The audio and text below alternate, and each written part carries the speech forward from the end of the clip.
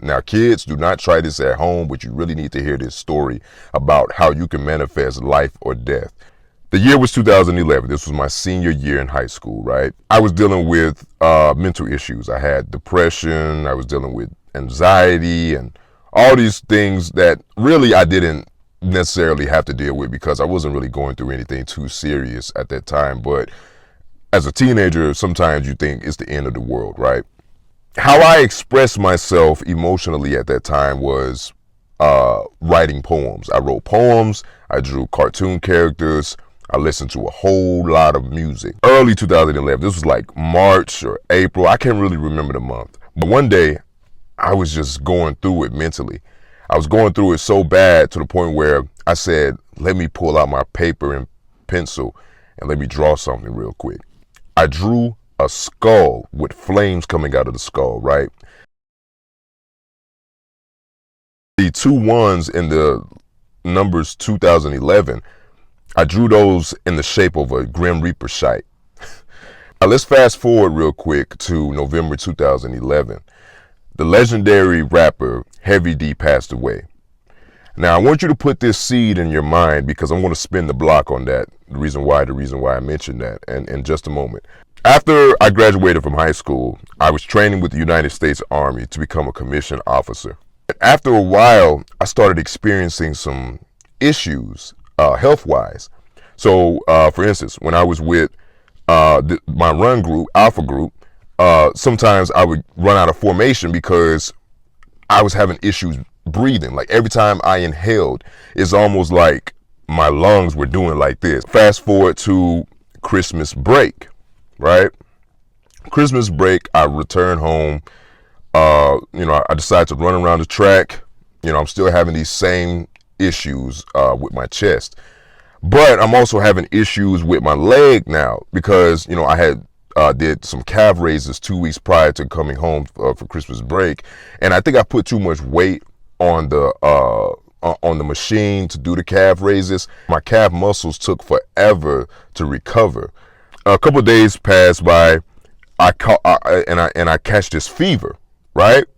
My chest was hurting really bad. Of course, I had runny nose. Of course, I was coughing, and my leg was still hurting. And I was like, man, I can't catch a break or whatever.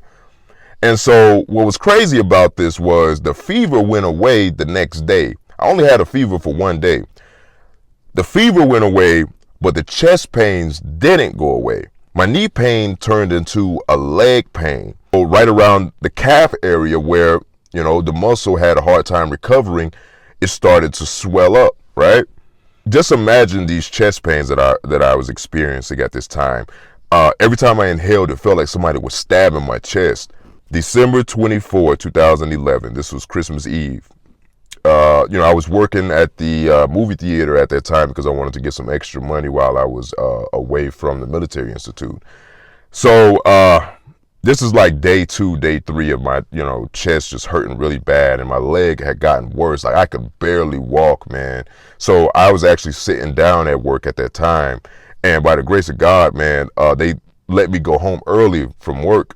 And so my leg was so swollen, and it hurt so bad to the point where I had to call my dad, and I was just like, you know what, I can't walk. I can't walk to my car. Can you please come get me?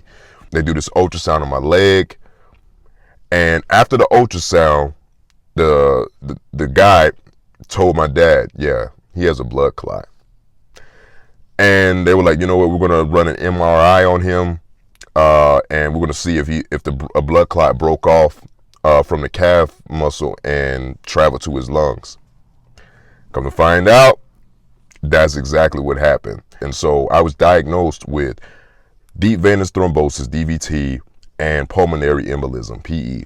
This is the craziest way to celebrate Christmas holiday. Now, as the days go by, this is December 27, 2011. This was the day they finally said, okay, we'll let him go. Just make sure that y'all, watch over him, and we're going to give him some blood thinners, and he's going to have to take these blood thinners for the next 6 to 7 months or whatever, right? Now, I'm watching the news at this time, and mind you, Heavy D died in November, but on December 27, 2011, they finally revealed the cause of death. The cause of death of Heavy D was deep venous thrombosis that started in his leg and broke off to his lung, pulmonary embolism, which resulted in heart failure or something like that.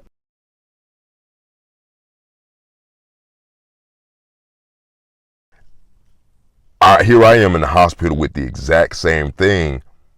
He died a month ago, and y'all didn't find out, the cause of his death until a month later. But here I am in the hospital with the same thing that caused him to lose his life.